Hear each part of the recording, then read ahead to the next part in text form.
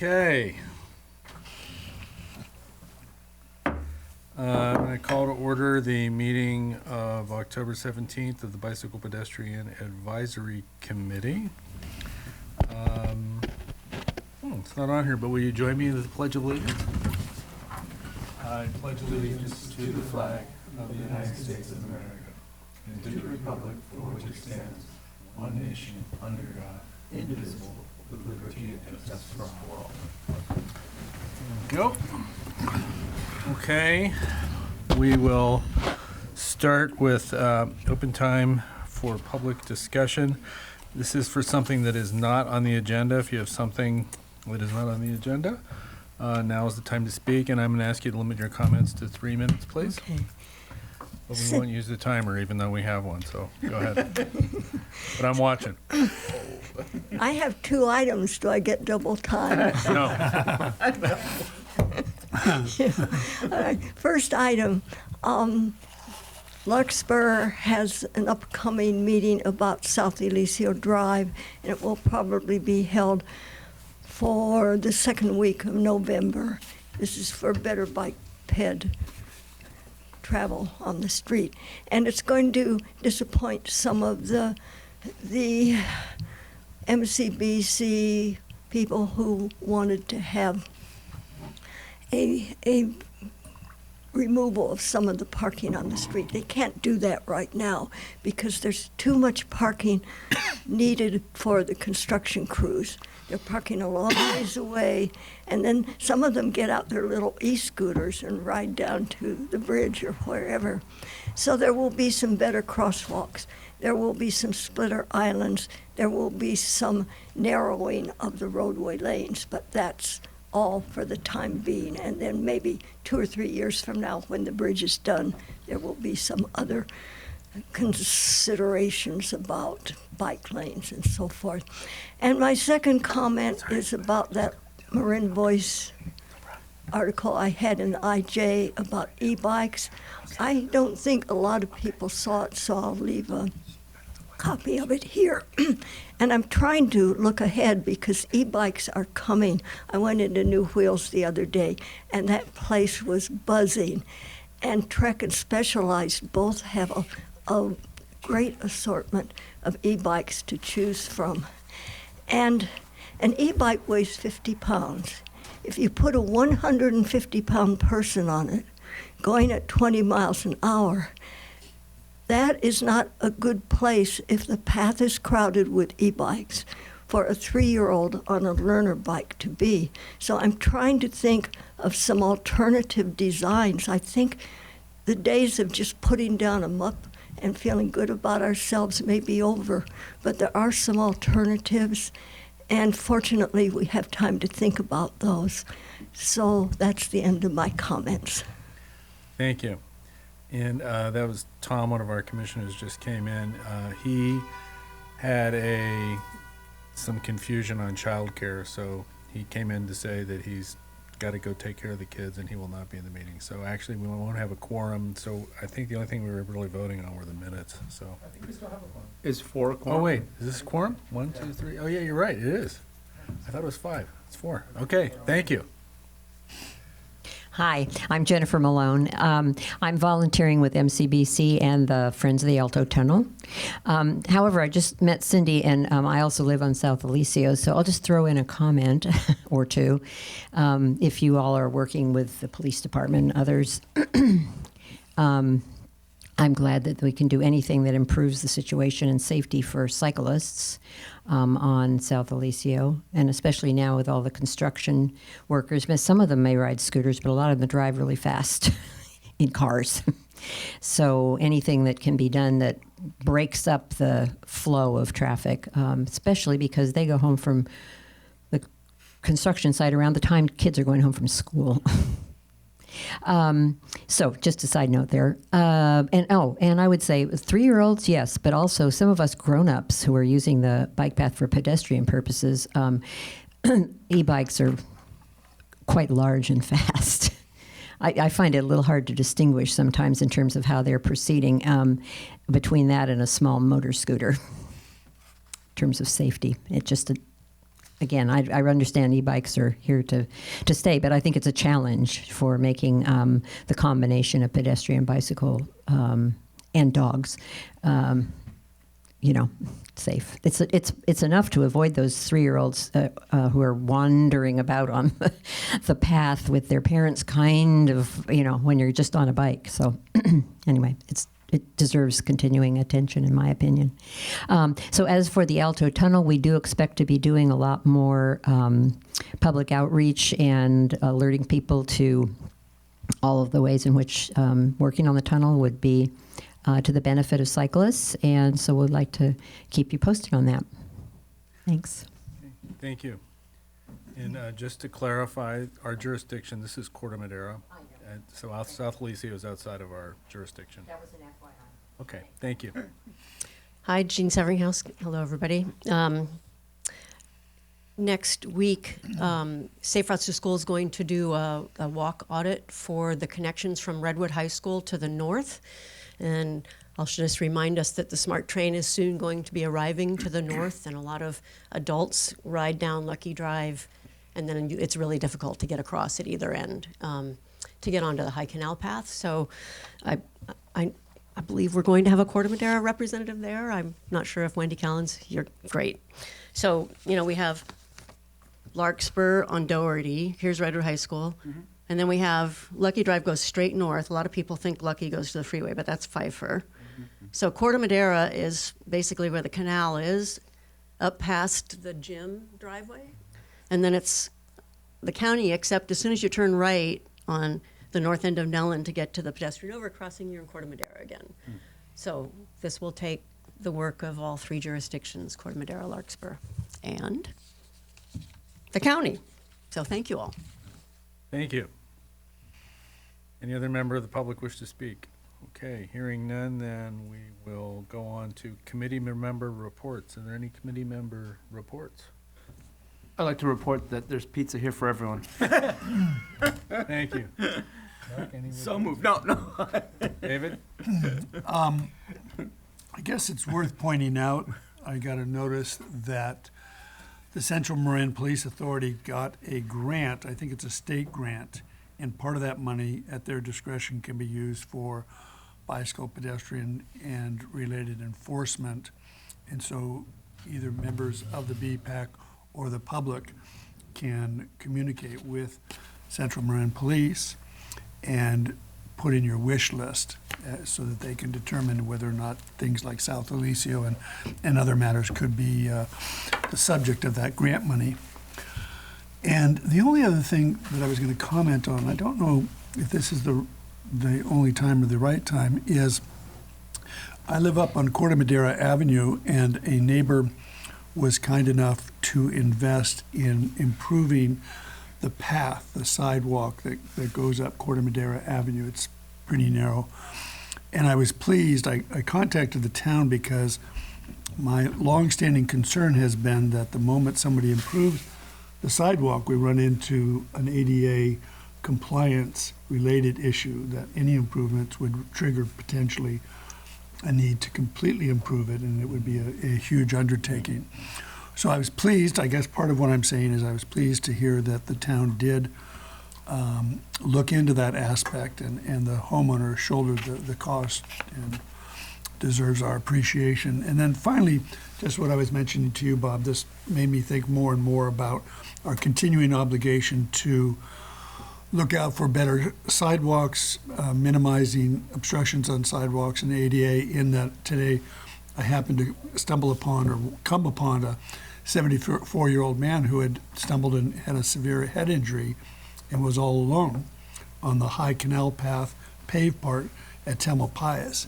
And there wasn't really anything, I don't bring it up in terms of, certainly ADA in the sense that as we get older, we need the best facilities possible for walking. And I didn't see anything that would have triggered his fall. But it just once again was a reminder to me that whatever this advisory committee can do to improve all of the walking facilities in town is, in my view, equally important as the bicycle infrastructure. It's the Bicycle Pedestrian Advisory. There's a B in our name. Huh? A BP, pedestrian. Yeah, right. And ADA. Thank you. I don't have any reports, so we will move on to the next item. 4, project updates and discussion. Progress with steps, lanes, and paths maintenance. Jared, Yes, all right. is this you? This is me. Okay. All right, so we will start talking about some steps, lanes, and paths maintenance that the town has been assisting with. Actually, been partnering with Marla Orth and her help with looking at some weed abatement and fire fuel reduction along a lot of our steps, lanes, and paths. So the town does a good part with our maintenance crew to help maintain and clear these paths a few times a year.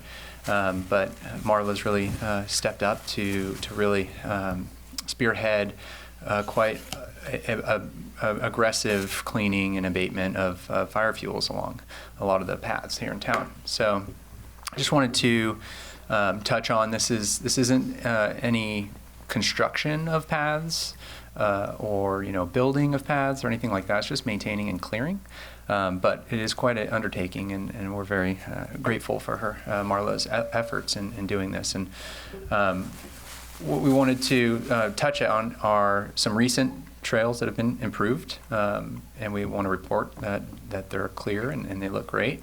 And then we're going to go through and talk about some next steps to clear and maintain. So recently we just looked at Spring Trail, the middle to upper summit.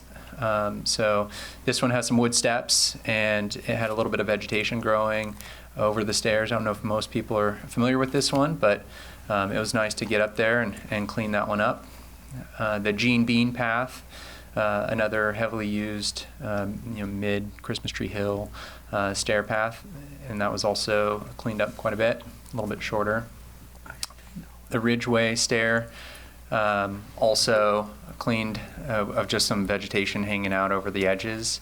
The hill path is quite a bit of an undertaking. That one is split into 2 parts, the lower and the upper, and the upper had quite a bit of branches, low hanging and hanging over the pathway, and it was pretty cumbersome.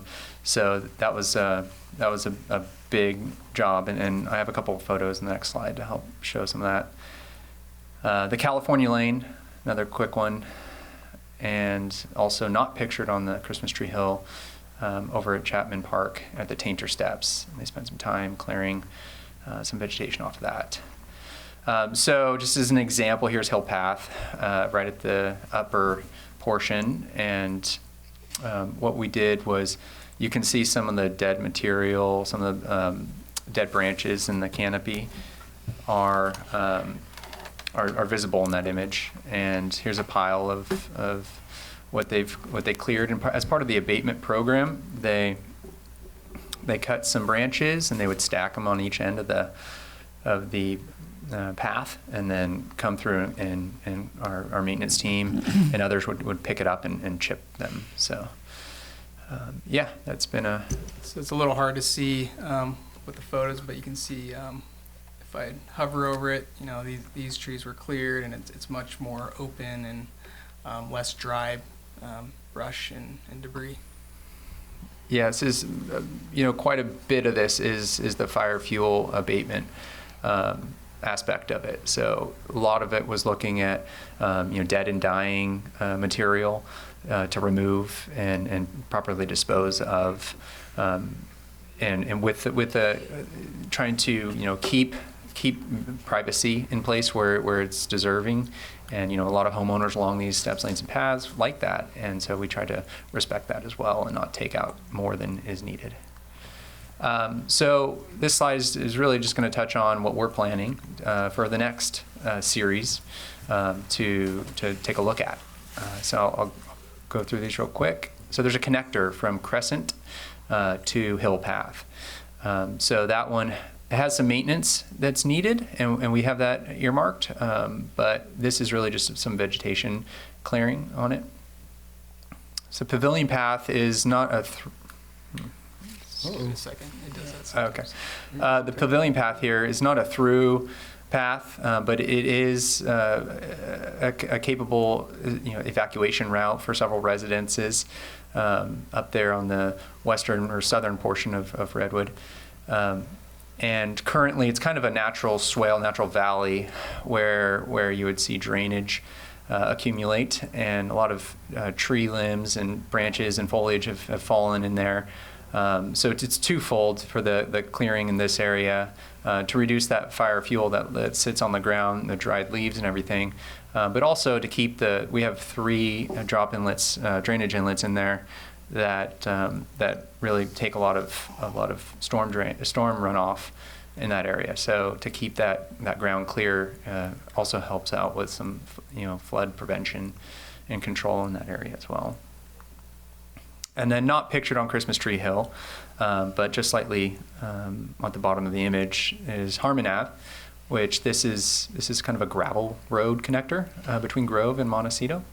And we've looked at it and seen some low branches that can be used to clear probably about 10 feet up to allow vehicle access through without hitting branches. This Montecito to Grove is a narrow little pathway that sneaks up there. It's easy to miss this, but what's making it narrower is some overgrown ivy near the top, and it's really impeding usage of the pathway. So we're going to be looking at specifically to take out some of that to trim up the path a little bit, make it easier to pass. And then the tunnel to Montecito Stairs, just real easy brush and gravel clearing at the top and bottom landing. A lesser known pathway at the end of Pixley up to Walnut, or at least lesser known to myself. But yeah, it's a sneaky little pathway, and it has quite a bit of vegetation growing. There's a handrail about halfway up that's hidden by bushes. So we're going to spend some time clearing that up a little bit. And then Karen's Path, which is near the intersection of Sausalito and Sunnyside. And that path winds up the hillside and empties out at Fairview. It could be a good evacuation access route, and we want to make sure that it's cleared for passing. So with that, we would like to ask the BPAC, or have you guys experienced any others that haven't been listed that we should take special attention to, or do you have any other questions? Okay, so let's start with any questions first from the BPAC. Yes, Kirby looks like he has one. Spring, which I think was the top one. Did you fix the wooden steps? Because the wooden steps were kind of in disrepair. Quite a few of those are in disrepair. Yeah, I know what you're talking about. And no, that wasn't part of this process. This was more of a vegetation kind of management aspect of it. But we're going to do a more in-depth overhaul of repairs to the pathways in the future. But that wasn't part of this exercise. Okay. Any other questions? Yes. So, a couple questions. Marla's last name is? Orth. Orth. And is she with Christmas Tree Hill Path Dwellers Association? She lives over off Meadow Sweep. Okay. And are these maps, if we can go back, are these available on the Corte Madera website? That's a great question. I'm not 100% sure. I can look into that, and if not, we can put them. Certainly upload them. I'd love to see, how you guys have created a general folder for certain projects that are ongoing for a certain amount of time. And this is something that's going to be ongoing for years to come. So if there could be a heading and a folder for steps, lanes, and paths, including these diagrams, I'd appreciate that. Mm-hmm. You indicated that they cut branches and then the town chipped. Were there any volunteers involved, or was this all town labor? So currently, I think RJ might also know. But So the whole effort, it's been a collection of, hired contract help as well as maintenance staff. For the most part, I believe there are some volunteers involved. Marla's mostly volunteering, so yeah. Okay. And then so this is not the right time to give feedback with No, respect to. we're gonna go to public comments and then And then we'll we'll- come back for feedback comments. All right, perfect. That's it. Any other questions? Anything going on larger with the Tanner steps? Is that charted? Because those have major root issues, as I'm sure you know. There hasn't been anything really set in stone to put forth any repairs there. But no, I'm well aware of the disrepair. That's a big number too, I would Yeah. imagine. Oh yeah, I would for imagine those. too. Yeah. And it really needs to be discussed and thought out as far as the level of repair to those steps. I know it's been brought up to look into creating them as a historical significance, and does that then preclude them from needing to meet certain requirements of heights and et cetera, versus do we go through and do a pretty heavy overhaul and it kind of wipes out some of the historical aspects of them. So there's a little bit of kind of discussion that needs to happen before we really get A into lot of tree those. root issues too, from what I can see. There is, yeah. Yeah. There is, yeah. There's a lot of spalling, large cracks, offsets, and it's a big project. Yeah. Okay, thank you. Any public comment on this topic? Okay, then hearing none, I'll bring it back to the BPAC for comments and feedback. Do you mind going back to some of the pictures you had? There was one. Keep going. Yeah. This set of stairs goes from where to where? I'm not quite sure. That starts on Chapman, Yeah, and it goes up to Stetson, I believe. up to, yeah, okay, I do know. Okay, I that's all I believe. needed to know. Yeah, it's at I think the intersection of Willow and Yeah, it's like, Chapman. it's one and then. Correct. Fine, that's all I need to know. Now I know where I am. Okay. Feedback? Can we go back to the Pavilion Path in Montecito to Grove?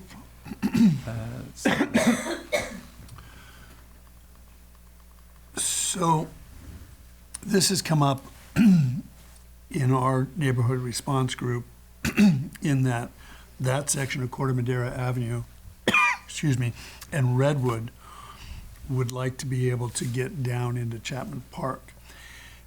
The historic plots, the maps that I have seen, show Pavilion Path coming all the way down to Corte Madera Avenue. There's a driveway, but there's, I'm not sure if it can be reconnected.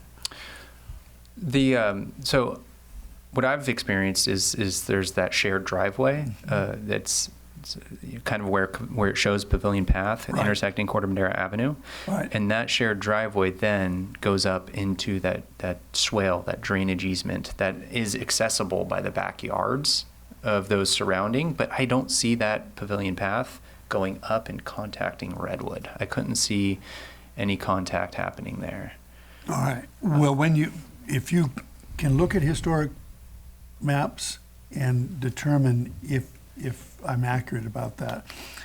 And then the other one is when you go from Montecito to Grove, from Grove up to Corte Madera Avenue, there is a path so that would connect up to Corte Madera Avenue, but it's not just overgrown, but it looks like it's been blocked. It's completely accessible from Grove up to within 30 feet of Corte Madera Avenue. So Does that go between two parcels? Is that the one that I'm thinking of? Or does it actually go on a parcel's easement, if you will? when I look at the historic maps, it looks like it comes up and connects. Whether or not there's been subsequent encroachment, that would be my guess, but of course, I don't have any survey other than just kind of eyeballing it. So what I'm familiar with is just across Grove from where item 4 is. It's pointing to Montecito to Right. Grove. It's a connector, and just across Grove is another, if you will, a gap between two parcels. And I've gone over there and looked up there. There's a path that Yeah. starts up the hill. Concrete. Concrete. Yeah. But you hike up and then now you're into people's front yards. So it doesn't connect through, as far as I can tell, to Corte Madera Ave. And I'd be delighted to find out if it did or if there was a way to, but I don't know if that's Well, the case. I just want to plant that seed that, you know, the neighborhood response groups thought that that was a potential path. There are alternatives utilizing other people's driveways between Corte Madera Avenue and Grove, which, you know, is wider and open and available. But if it's legal to reconnect Corte Madera Avenue via that concrete path, that would be something good to know and determine if the homeowners are willing to work with the town. We can do an initial records research on that and get Okay. back to you.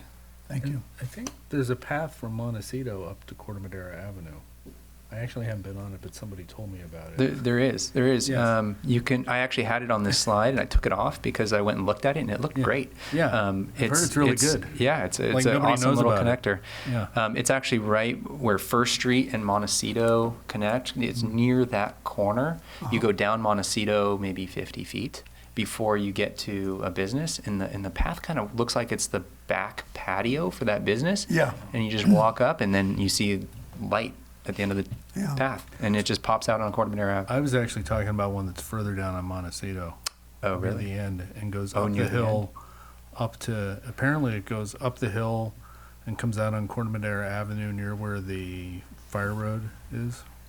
Oh, I haven't found that one yet. Yeah, we want to look for that one. Because I was told by it of someone who lives down there. Oh. Oh, that's a great path. We use it. Apparently it's an easement and it goes over somebody's lot. Hmm. But it's, they said as far as they know, it's a public path, and they said there was a sign there, so you might want to look into that one too. I will look into that.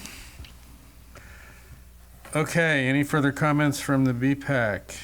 I'm looking forward to once the steps on Spring Trail get updated. There's the wood and the nails and the wood are all rotting, and as a Yeah. runner that tries to get up there, it'd be nice. Excellent. Okay.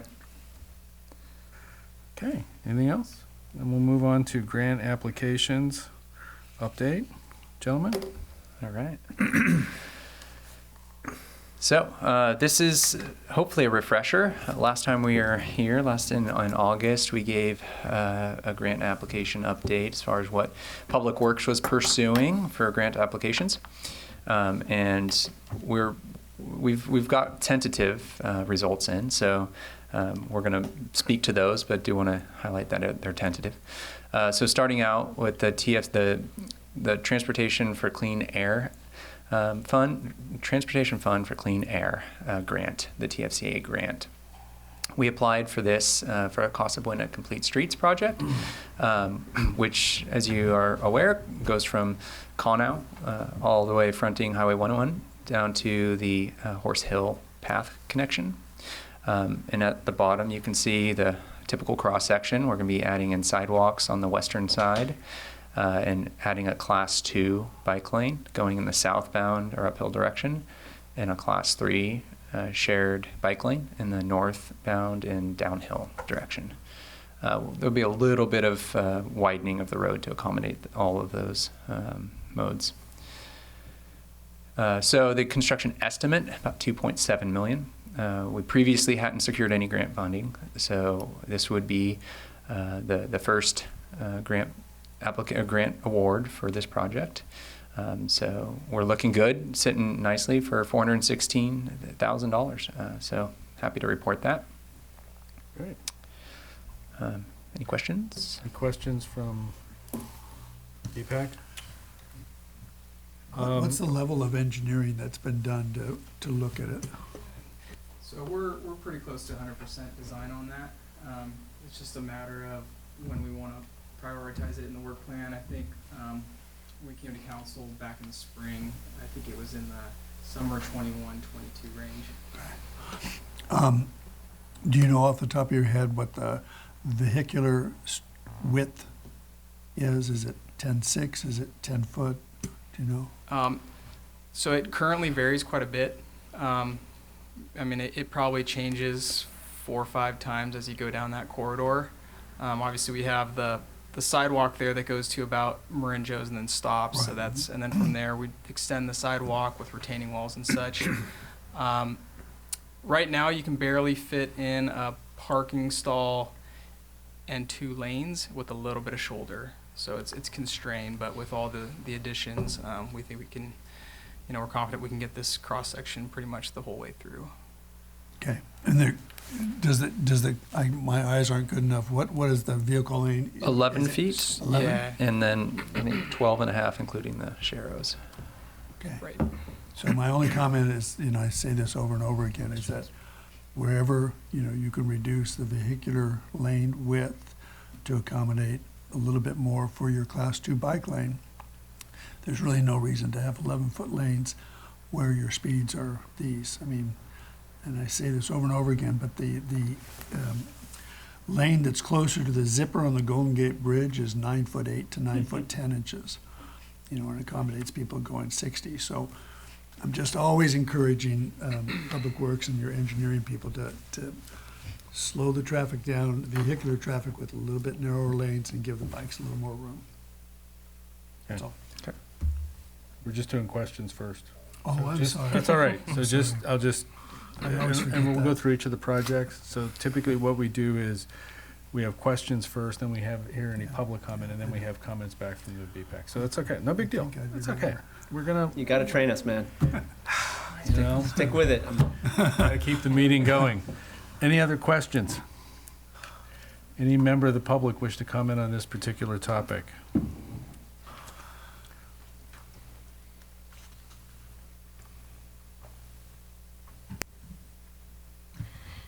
Cindy Winter.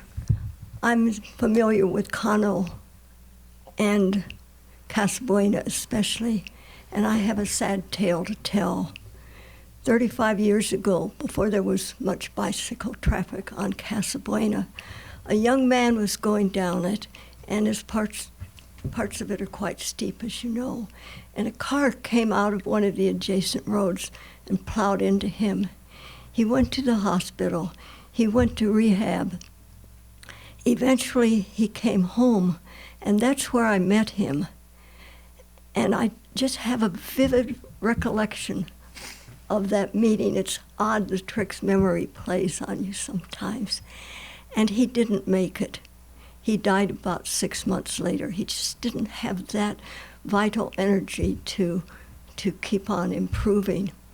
And so I thought I'd mention that because I would appreciate the Corte Madera DPW checking all the streets that give access onto Casa Buena and making sure that they have good visible stop signs and anything else that would help, because there's going to be more bikes on Casa Buena now with the e-bikes coming along. Thank you. Thank you. Any other public comment? Okay, hearing none, we'll shut down public comment on this topic, bring it back to the BPAC for feedback or comments. Any? Okay, hearing none, then back to you, gentlemen. All right.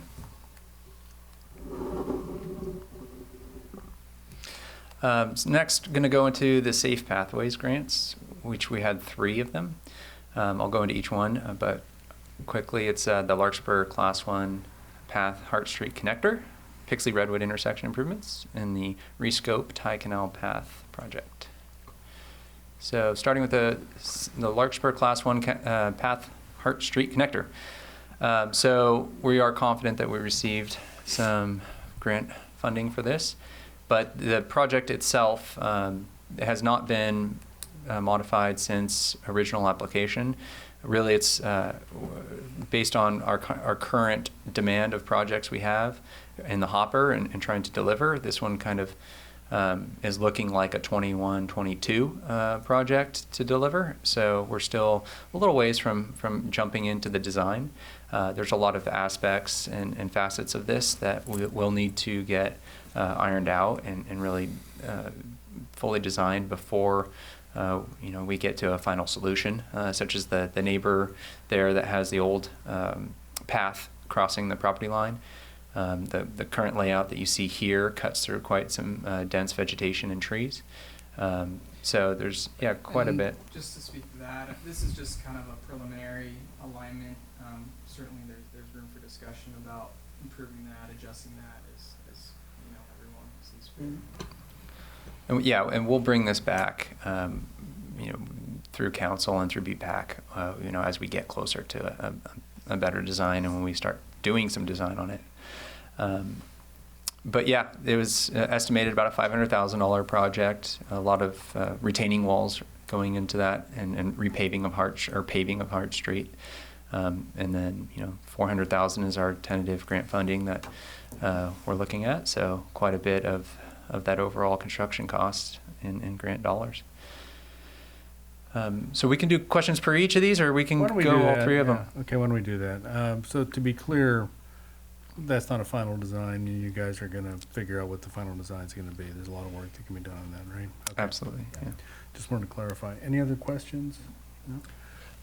I would just say, we talked about this before, and we gave suggestions before. I assume you have Those suggestions. Yes. So, Yes. Yeah, we didn't go back and do another visual based on any input. This is just a grant application kind of update presentation. Yeah. So the dog leg presumptively is ADA compliant and grade? Yes. Correct, and we did a preliminary level. It's about 10.5 feet, so there's going to be quite a lot of meandering there to get it all compliant, but we know we can do it. Thank you. I'll open up for anybody else questions. Okay, we'll open up for any public comment on this.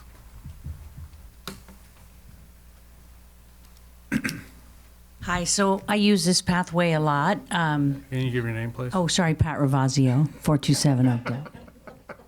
I know you forget sometimes. Just for the television cameras.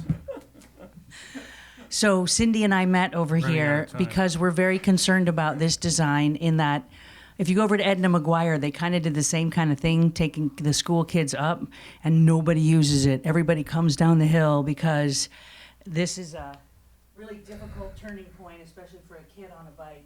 So what I would encourage you is whatever you do, if you have to do something like this, leave this path, because this is a usable path for most bike riders, especially if you smooth it out. And what Cindy and definitely the stair, if you use the stairs to block the path and then you only have this or the stairs, you're gonna have bikes coming down those stairs, because they're just not gonna wanna do that. They just don't. Go look at Edna McGuire. Nobody uses this leg. Can you use the microphone, please? I'm sorry, sir.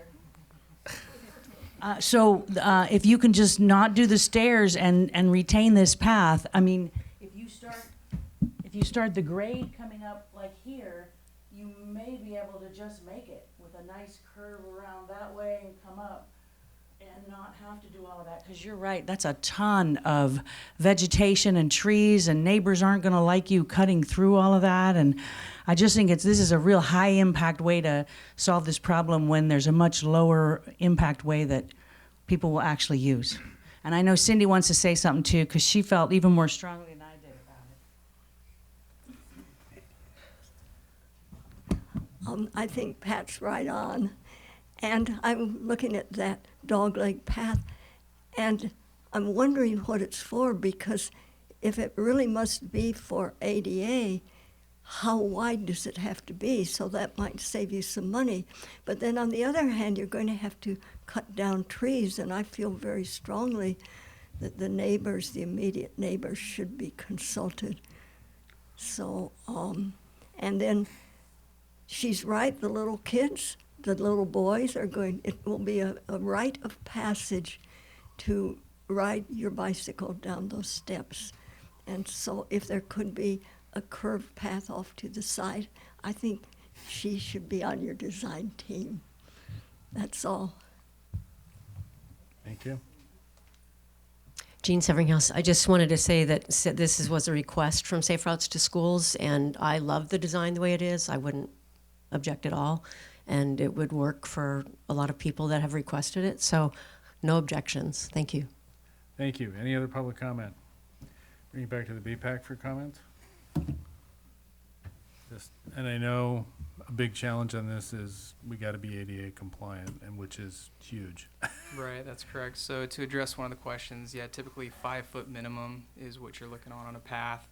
It's got to have max 8.3 slopes. So we are going to have to do some configuration of that meandering. But I think, and we can double check this, I think we do have the ability to do a more sloped ramp off to the side, as long as we have the meandering path so that it could serve, multiple purposes.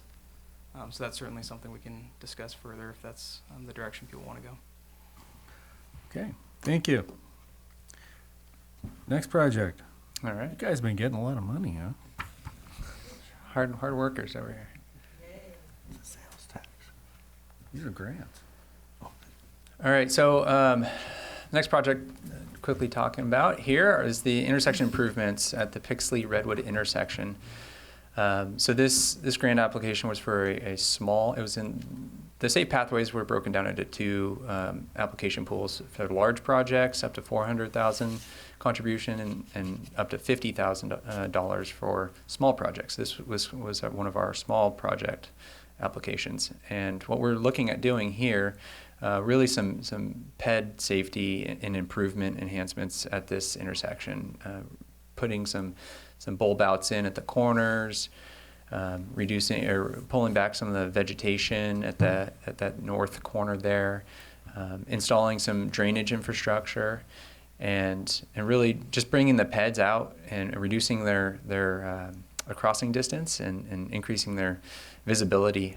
Again, this was just for an application. This is a concept. This is not ready to go to construction set of drawings or level of development.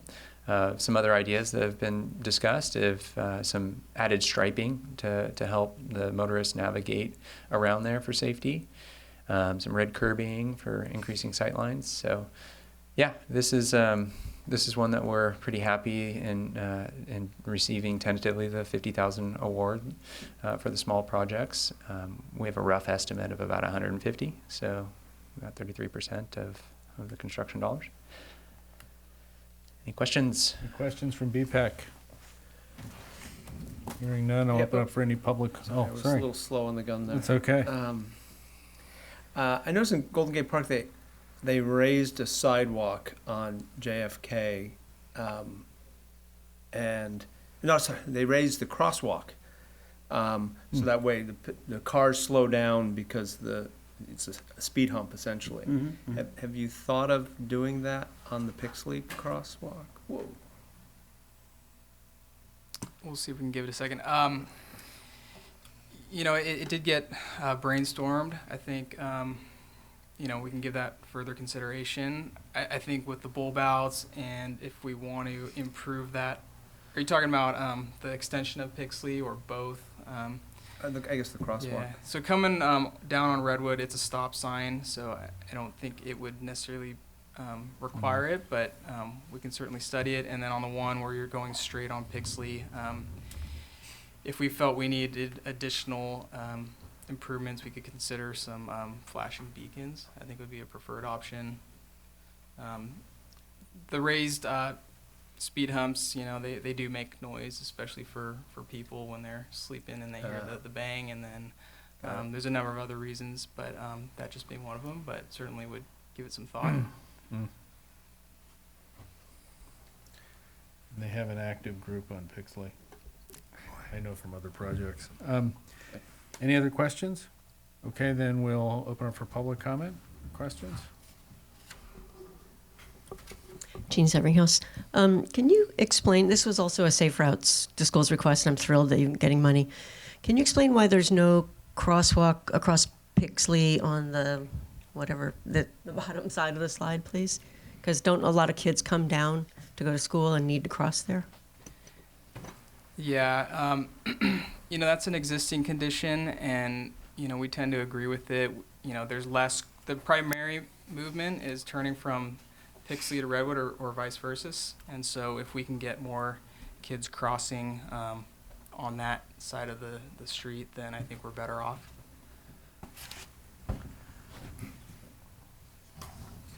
Jennifer Malone. Actually, I just hope you don't mind if I ask for a point of clarification, but where are the grants submitted to? What is the money that's being used?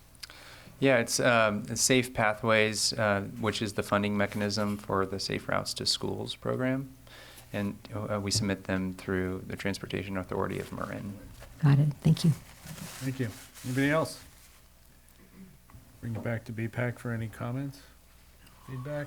So I just wanted to I know you guys are out there all the time, and you probably get out there specifically at the morning and late afternoon time so that you can watch how kids use that. And I think that is always an excellent use of Public Works time. I have long felt, and this is related, but maybe not specifically to the grant funding, but Redwood Avenue is so narrow for a few blocks there, and it's so heavily used by kids. They typically don't tend to ride on the sidewalks. There, they ride the street. And one idea that would make that a lot safer, and maybe do it for a trial period, would be to have parking on only one side of the street for, the better part of a school year. I think it would make it a lot safer. And so I just plant that seed as a potential way to make getting from, Redwood up near Benissimo. A lot of kids come down Redwood and across Pixley there. And there's close calls with people coming out of the apartment buildings on Redwood, getting to work, and kids coming down the street. So banning parking on side of the street. One side or the other. I think that the east side has fewer driveways and has probably more spaces than the west side. And I remember just doing this at a couple of different times, observing it. There was never all the parking on the west side and all the parking on the east side. It always looked to me like if one side was a temporary red zone for 6 months, almost everyone, if not everyone, could park on the other side and still have places available for guests coming and going. Okay. Any other feedback? Okay. You guys got one more? Yeah.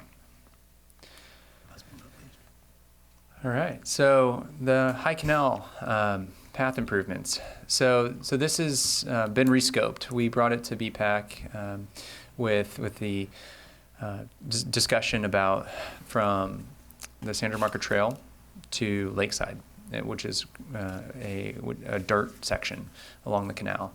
And now we've rescoped it. A little backstory that when we were talking with Tam about funding this project, it wasn't looking very likely as a large project. There was a lot of competition of large projects that were submitted.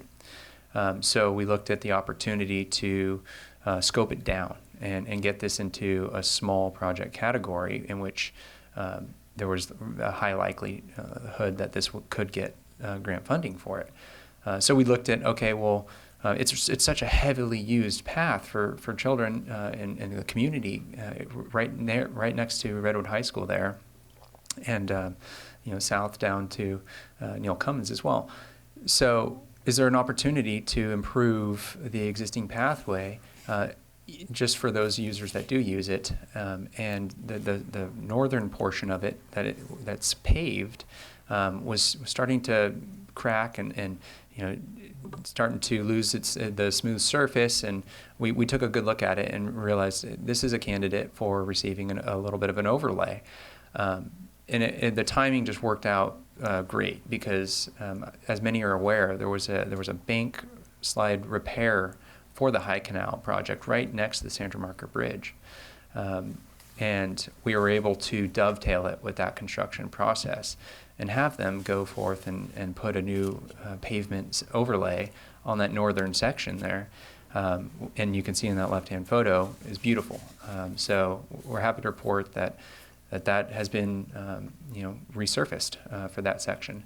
And then as part of you can see on the right, we were able to have that contractor also put some fines, aggregate base down to just smooth out the what is and was a dirt trail adjacent to the High Canal. You can see in the image to the right. So we feel that rescoping this down to a smaller project really had a lot of merit, and that we were able to get some grant money to improve it for the passage of all users, including the children next over at the schools. So the north path, like Jared said, we were able to overlay it for a severe discount because the contractor was already mobilized. And we had already put some money into that bid project for repairs, but for a slightly more amount, we were able to do an overlay. And then at the same time, TAM had given us confidence that they would pay for that portion of the work. And then just to clarify, the southern section is still gravel, and the primary use of that improvement is for vehicle maintenance for our pump station between Marquardt Lagoon and High Canal. Okay, any questions? Feedback? I'm going to pose my comment in the form of a question. When can we appropriately congratulate these guys for getting this done after talking about it for 5 years? In our feedback section is probably a good time to do that. Okay. Well, actually, I thought you did that by bringing them pizza. Any other questions? Jared, you said or used a word I didn't know, bank collapse? Sorry, I must have mispronounced it. Bank. The bank of the canal. Yeah. Side of the canal. Yeah, I understood. Any comments from the public? Jean? So this is Jean, everything else. This is yet another Safe Routes request. And so now we have this beautiful, nice fines. That's a great word. Is there been any discussion of putting a guardrail or something? Because we know we've had a kid fall down onto the rocks and into the water on their bike on this trail. So, along here, is that feasible or something that could be done? Because it's a little intimidating when you're riding on it and there are multiple people. Thanks. Thank you. Any other public comments or questions? Just state her name again, right? Pat again.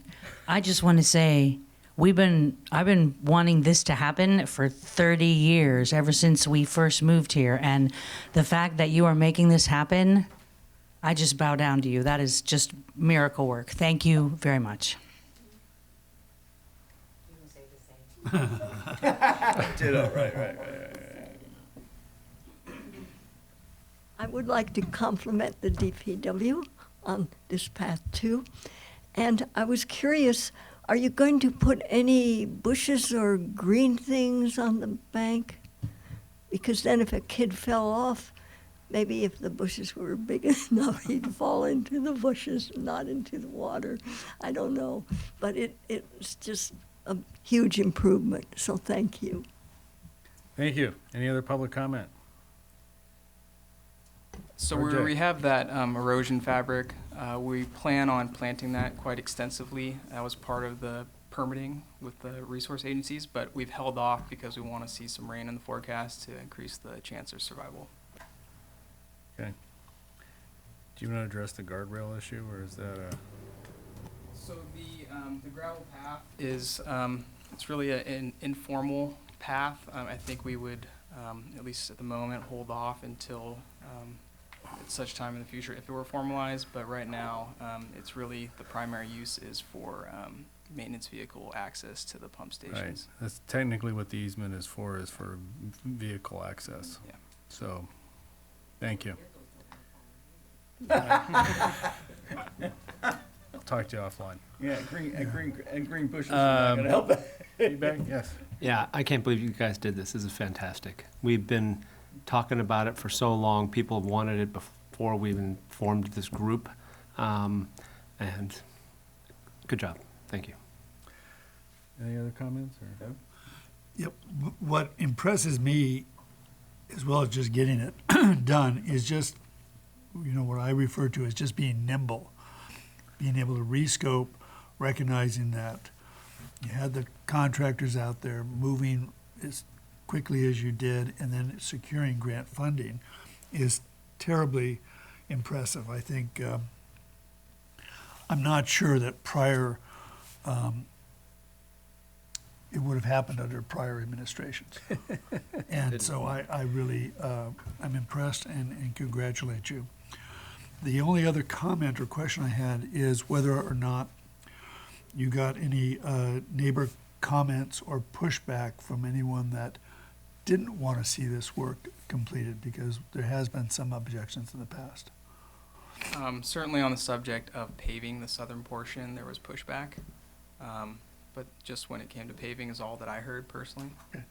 But as the project went forward and the fines were put in and it was smoothed over and all those ruts were out, no one complained about I that? have yet to hear a complaint, yeah. Okay, good. Any other feedback? Okay, thank you. You guys, great job.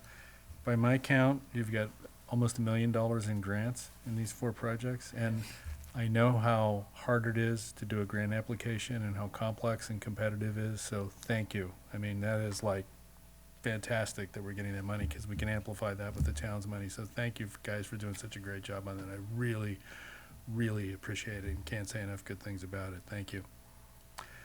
And then let's move on to Madera at Monona. Gotta wear my reading glasses, sorry. So yeah, this is along Madera as you get to Monona. You can see in the upper picture, it's traveling southbound as you're approaching the intersection, and in the lower picture, traveling northbound. So Public Works has received some complaints recently about this intersection, and it's you know, having 2 crosswalks doing pretty much the same thing with the relatively low volume of pedestrian access that we've witnessed. We just don't know that both of them are really warranted. So this is something that we wanted to put on the BPAC agenda to have a discussion and collect some feedback. So this item was not on the last CIP, but given the recent complaints, you know, we'd like to seek your kind of blessing to kind of consider this for some improvements this summer. Consider looking at removing one of the crosswalks and possibly adding a flashing beacon. And so we do some further analysis, but that's some tentative thoughts right there. Yeah, and to tail off that, you know, that would be kind of our long-term, a little bit further out solution, and really to make this intersection in the near term even safer. We're looking at just having our maintenance team help us out and put up a couple signs. So the gold standard for having at the shark's teeth or the yield triangles is to have a yield to PEDs here sign. So what you're looking at is actually a photoshopped image. Those signs currently don't exist there. So this is our proposed, you know, near-term solution is to install a couple of those. And our maintenance team is real great. They can have those up in a couple weeks. So I think that's what we're planning on doing, to do that in both directions. Currently, like I said, the triangles are painted. They're on the ground. And we just want to supplement them with the signage. To really make that point clear of the yielding aspect. And as RJ mentioned, Yeah, and just to add one more note, you know, we did check the Switters data. There are no collisions on record on the latest last 3 years, I believe, on the records here. So we want to give it a thorough overview and then implement something this summer. Yeah, so right here, this is just some potential long-term solutions. RJ already mentioned the removal possibly of that northern lesser used. It's less direct. You can see there's a little thoroughfare at the southern crossing into the Safeway parking lot, and the northern doesn't have that. And maybe a potential RRFB, rectangular rapid flashing beacon, which again I've photoshopped in there so you can see what it would look like. But yeah, just wanted to kind of get some BPAC feedback on this intersection or any comments from the public either. Any questions? Questions or comments? Questions? No. Questions? So you would formalize the path into the Safeway parking lot? Because I think right now it's just kind of a... Oh, that's interesting. We haven't thought about that. We could look into it. I don't know if it's on private property or if that extends onto the public right of way, but we could look at that. I'm not sure if it's actually a pathway or if it's just more of an informal. That's what it is. It is it? definitely Yeah. informal, I believe. Well, but it does connect into the parking lot that is striped and. It's used a lot. Yeah, yeah, I mean, I'm gonna make a comment later, okay? Okay. I don't wanna mess up. Sorry, procedures. Okay. Any further questions? Open up for public comment. Hi, I'm so glad you're paying attention to this. The BPAC has discussed this at least twice in my participation, and we've had a number of requests. One is that there are 5 preschools, private preschools, within about 2 or 3 blocks of this crossing, and also this is the all ages and abilities way to get to the mall for those of us who don't ride on Tamil Vista, so this crossing is important. And this, my dad came across here when he was like 92 on his bike, and all of a sudden there's a curb right in front of you, and it's super dangerous. And so I think we've asked the mall maybe if we could get rid of that curb so you can actually go onto the informal path. So some attention to that safety would be great. Thank you. Pat again. Hi. Your last name's again? Ravasio. So my concern is bicycling in this area, and I bicycle around here a lot, and going south is fine because you've got that sort of pathway on the side. Going north is fine. Coming south, it's a real problem because it narrows Yeah.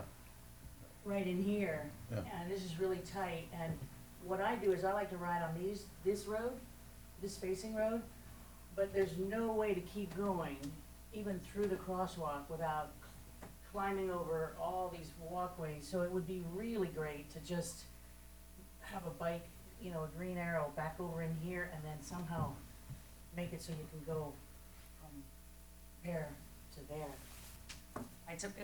It would be a bigger project. Either that or show me on my bike where I'm supposed to ride if I'm coming north on that road, because right now it just gets so narrow there. Thanks. I'm just southbound is the problem. Cindy Winter, I agree with what Pat Ravasio just said about that frontage road. That should be a beautiful bike path in there. And I agree with what Jean said because I remember her talking about it maybe 2 or 3 years ago. So perhaps that whole area is in need of revision and some thought. Thank you. Jennifer Malone. I'd just like to add my 2 cents that I also agree that any cyclist who's trying to get into the parking lot, you kind of want to use that area because you don't really want to go down to that double traffic jam entrance with all the cars. So if there is a curb cut, or could be a curb cut, and if it could be made, a little more user-friendly, I think that would be really helpful and safer. Thank you. Any further comment? I think we heard from everybody on that one. Yeah, good. Back to the BPAC comment. I actually have extensive experience with this intersection because I, by car, come this way and take a left and then go down to that very busy intersection, then enter the Safeway parking lot or the parking lot almost every day. So my point is, I guess, all of your points, which is it's a little inconsistent to have that crosswalk, when I say that, the northern one there. It's just inconsistent and somewhat confusing. So for purposes of consistency, Safeway, and I think access to that parking lot, I think what you're suggesting is I think it's a very good idea. I know that we cut down some shrubbery, remember, and it really has had marginal effect making the left turn. It's a little bit better when you're going south. It's better, yeah. But I frankly don't see that many people using the north crosswalk. It is to try and give as much attention both in terms of consistency and the flashing light would be, I really think, ideal here. Thank you. Anybody else? You've chosen the correct crosswalk to eliminate. The southbound crosswalk on the corner of Monona and Madera. Yeah, That's a very popular preschool that has, it's a larger preschool, so I think it has up to 16 kids, and the next block up has another preschool. So there are quite a few kids that come down and parents that will cross, and the majority of them do cross at the south crosswalk. So if that gets the benefit of the rectangular rapid flashing beacons and all of this, that's the one that's going to be used. I don't need to, I would echo the same comments about working with the town center to make that a more formal entrance that includes curb cuts on both sides. And I compliment Public Works and their the landscaping contractors have done a really good job of, they removed a tree that was there over the objection of the beautification committee because it was a Safety beautiful first, tree. yeah. But they have continued to maintain shrubbery at the right height that's very attractive. So pass along those compliments. Anything else? Thank you. I think this is a great improvement, really great idea. I would just add one thing, because I drive this almost every morning early, and I make a left turn onto it to go northbound. There is almost always, every morning early, bikers coming southbound down through here, commuting to the city. And fortunately, they have lights. But if you're going to try to push bikers into that other road, I don't think they're going to go, because these are, fast. I'm trying to get to work kind of people. So I don't know if a bike lane is something you want to think about, but that's another complication in this as well. And sometimes they're hard to see. Yeah. Oh, we can see what we can fit in. Yeah. Okay. Yeah, exactly. And when the other improvements are done on Madera, then you could maybe reconfigure when the whole thing is Yeah. repaved, where the striping lays could be easily done. Okay. Okay. Then moving on, striping on Tamalpais Highway 101 overcrossing. Yeah, so if you've taken this overcrossing recently, you've probably seen the worn out lines that are in need of refreshing. So that's something that we're starting to look at in this area is just put down what's there, refresh it. We're not changing configurations or not proposing to change any configurations, and just go with what's there. A little bit of a story kind of that tails into this is Caltrans is really studying a seismic retrofit of this overcrossing. Yeah. And it's about a 2024 construction. And as part of that, there's multiple different design options that they've gone through. It's a huge document. We're going to, at an upcoming BPAC meeting, ask for your input and advice on that. But I think that's a later date. Part of that is still to be decided, exact scope, but the preferred option right now is including Class 2 lanes each way. So that's something for a little bit further down the road. We're trying to just go, and we know that has been a discussion recently. So we don't want to be ignorant of that, but we are proposing to go back and just freshen up the lines for now. So to add a few extra notes and kind of paraphrase what Jared was saying, so there was some uncertainty whether it was the town's responsibility to maintain the striping, and based on some conversation with Caltrans, we believe it is, and so we're kind of putting an emphasis on reinstating the existing striping so that nothing happens. And going through a Caltrans encroachment permit process is, pretty grueling. I think, you're looking at minimum 4 to 6 months, and that's just putting it back kind of as is. And so that's kind of our initial goal, to get that in as soon as possible. But obviously acknowledging the long-term goal of having, the Class 2 bike lanes through there. And we see that still happening through the Caltrans project. But just wanted to kind of get your thoughts on moving forward with that, that plan, so that we can get the striping up and more visible as soon as possible. Any questions? And then we'll open up for public comment.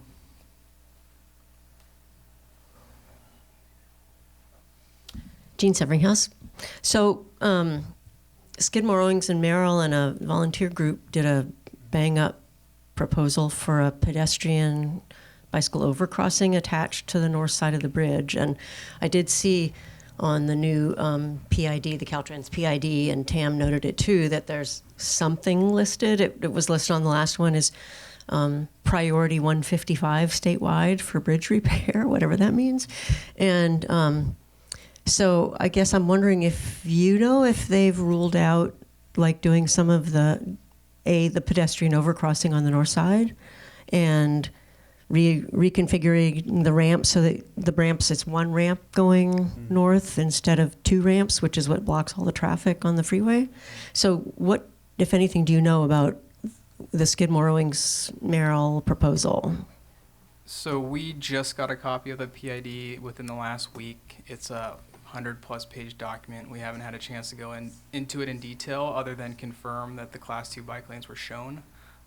Jared may have a few points on the structural part of it, but yeah, we still need to dive into it, and we'll be coming forward at a future meeting to get some input on it as well.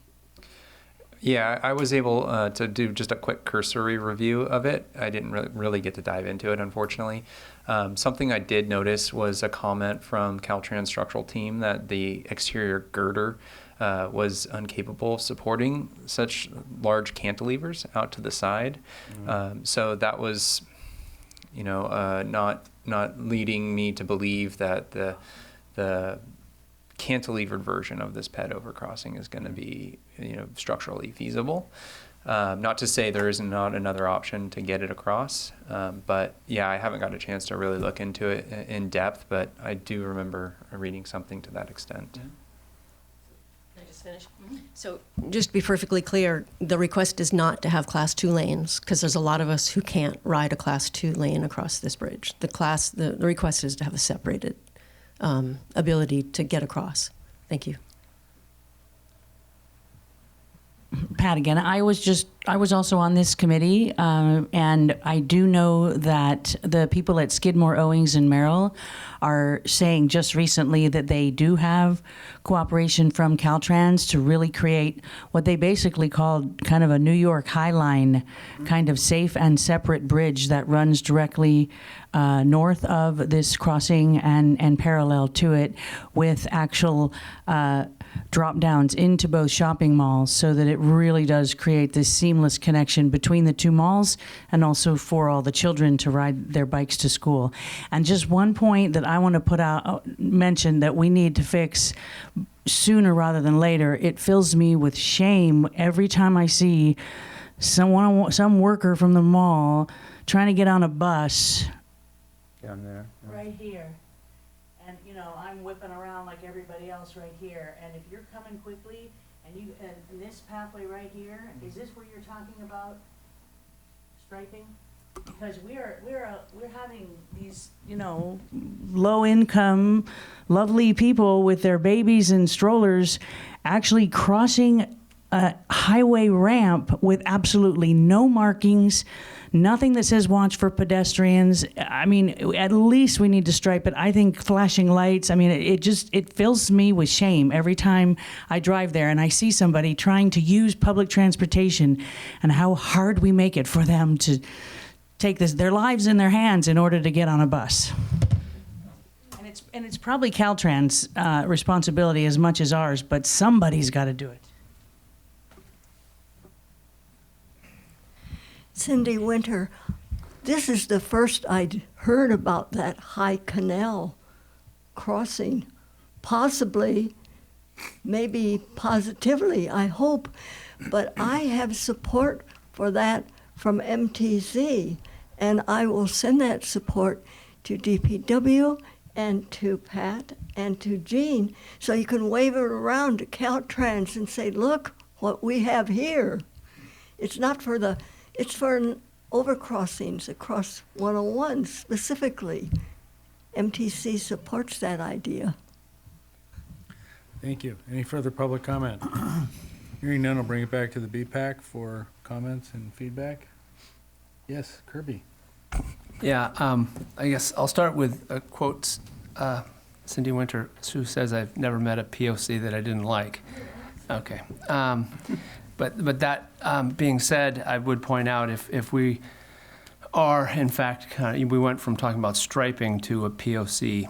I will send you a document because my opinion is if you're going to put a POC between East Corte Madera and West Corte Madera, putting it between two shopping malls is not the place to do it. There's another place to do it. Connecting two shopping malls, I'd rather connect the communities. I will send you a document. Feedback? Yes. So Oh, no, I'm sorry, no, go, please, go ahead. I'm unclear on why the town would have the obligation to stripe the section that you've highlighted in orange. I guess it's just because we have the obligation on either side, and even though that overcrossing belongs to Caltrans, we have the obligation to stripe it? Actually, let me clarify. Okay. So this is just based on our conversations with Caltrans and the maintenance agreement from 50 plus years ago. But we take maintenance of Tamalpais in both directions, even though this is all within Caltrans right away. Okay. They do take maintenance over all of these on-ramp and off-ramps. So not that those aren't valid comments there. We would have to definitely direct those to Caltrans. But yeah, the maintenance agreement does speak to maintenance of the town roads, and they highlight this portion in the same shading that refers to maintenance by us for things like striping. So the second comment is, are we talking about paint, or are we talking about the plastic, raised plastic? We would do thermoplastic, yeah. So, and I know from your comments that getting permission from Caltrans is difficult, but if the cantilever, if the overpass is not strong enough to handle the cantilever, and so that's not going to happen, and we're going to try to go for Class 2 going in both directions, is that the function of changing where the fog line is, or how would you squeeze in a Class 2 bike lane on that overcrossing without, this more elaborate pedestrian overcrossing that's been discussed? Yeah, like I said, we've just had not a whole lot of time to look into it, but they did have a diagram that did squeeze Class 2s onto this section of roadway without widening the structure. Do you recall if the center divide was reduced? It's typically 3 feet, and that's a detail that's standard, and that's designed to avoid head-on collisions. I don't know if you recall if that was removed or if it was within the remaining. Currently, there's I think a 4-foot shoulder with the 2 travel lanes and a 3-foot center divide. So my guess is they're probably just squeezing a little bit out of everything and to get in a 5-foot Class 2 would be my guess, because I have not looked at it thoroughly. But the town proposing to do the striping, it sounds like you're proposing to do it as built currently, just striping right over the existing lines. Correct, Right. as a maintenance. It really is a maintenance, right? Just because the existing lines are worn so much. Well, fair enough, but the thermoplastic is, a 10-year almost paint or 8-year paint, and then it requires being ground off and et cetera, et cetera. I guess what I'd love to see is Caltrans give you permission to have the fog line moved in towards the double yellow so that you create a little more room for cyclists. If that is not even possible, then it's a pipe dream, or it's not worth it. But if it is something, if the town's going to undertake the cost of doing that, and it's going to be in existence for several years, many years, 4 to 6 years possibly into the future, I'd love to be able to see the fog line moved. Yeah, we can explore that. I guess the downside is that it results in multiple iterations and we lose time. But we can look into that. And then my final comment is, as you know, any debris, gravel, broken glass, everything on a bridge gets blown to the outside, which creates a hazards for cyclists, particularly on road bikes with really thin tires. I don't know that I've ever seen the town's street sweeper go over that overpass, but maybe it does, and maybe it's working. But that really could be beneficial if every 2 weeks or whatever the schedule is for the sweeper, if the sweeper could actually do the overcross and that bridge as part of its town street maintenance, it'd be very beneficial. And just a couple of things.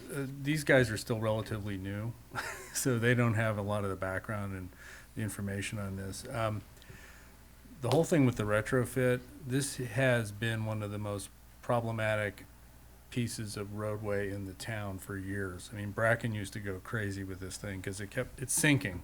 It's literally sinking, and it's creating a gap in the roadway, and it's causing problems. It's also, as I recall from my CMPA reports, I think the highest accident rate in town is right on this overcrossing, so it's got a lot of things. But you guys should just know the thing that we're talking about, the overcrossing. Skidmore, Owings, and Merrill did that free of charge. There's actually residents in town who worked for Skidmore, Owings, and Merrill, so we can bring you up to speed on that and work on that. And Kirby had some ideas, as he mentioned, as well. But Skidmore, Owings, and Merrill was basically donating their time for the design on this, and Caltrans seemed to be interested. So we just need to get you guys up to speed on that because this goes back several years. So those are my comments. And we closed public comment on this, Cindy. So I'll send them an email. sorry. Okay. I want to support Kirby. Okay. Thank you.